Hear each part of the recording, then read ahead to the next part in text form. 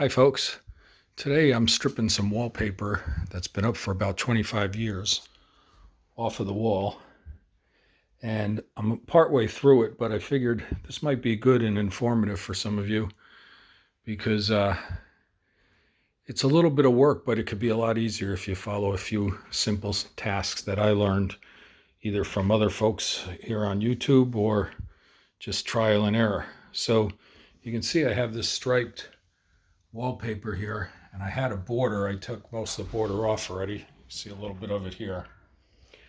And a couple of quick things that make life a little bit easier is one is if you take some plastic bags and painter's tape and put it all along the trim, you'll see that you can catch all the water that pools down when you're trying to soak the wallpaper, because getting the wallpaper nice and wet is the trick to getting it off easily. So I cut up some garbage bags, but you can use plastic that you can buy at the local supply store, and painter's tape, and I taped it along the baseboard heat up to a point. And again, then what I've done is I've taken this, saw this on the internet somewhere, taken a roller. The only thing you got to be careful of is the roller really soaks up the water. So what I do is I drip it off, let it fall out so I don't soak the entire house, then turn it upside down a little bit, and then I take it, and as I go across here, I push on it so you can see some of the water running down. I push on it just enough to get this nice and wet. Okay, you can see the wall's painted purple up above. That's my next job, is to try to cover that up. But if you soak this here, and especially the seams, you can see how the seam's darkening a little bit. That's because the water's getting back there. And be pretty liberal with it. Don't chintz on it, because the more water you put on here, the better, just as long as you don't soak the whole house. But the thing is, you want to get it back behind and let it soak in.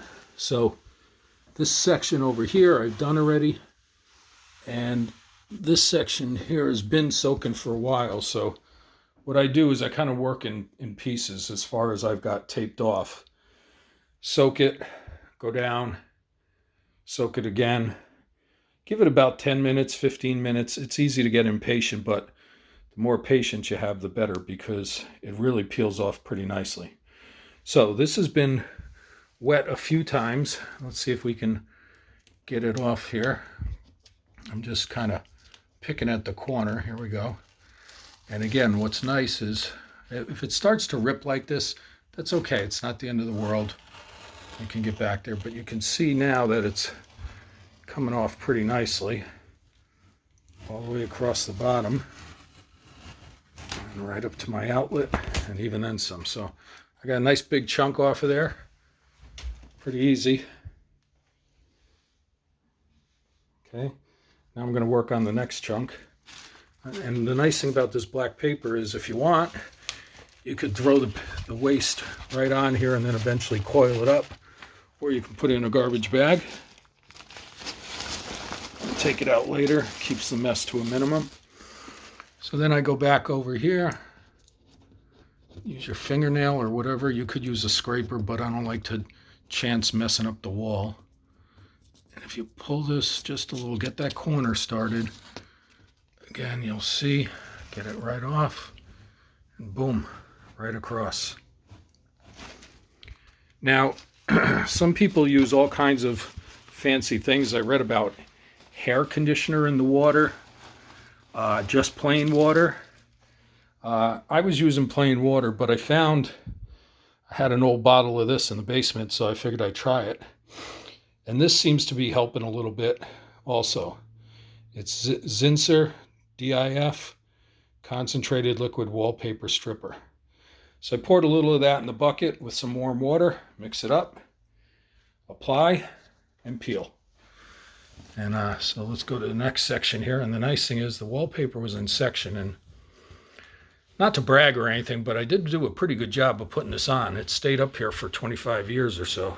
Should have been taken off a long time ago, but now that our daughter is way out of college, I think it was time to take the teddy bears down. So there you go. Nice big piece, came right off. And I just keep working my way down. One other last trick, because I tend to get impatient like most of you probably do, is I'll wet this section again, and then I'll tape off the next section here and come back, wet this section one more time, maybe take a break, and then come in and peel. Okay, hope this was informative and hope you enjoy the video. If so, give me a thumbs up. Thank you.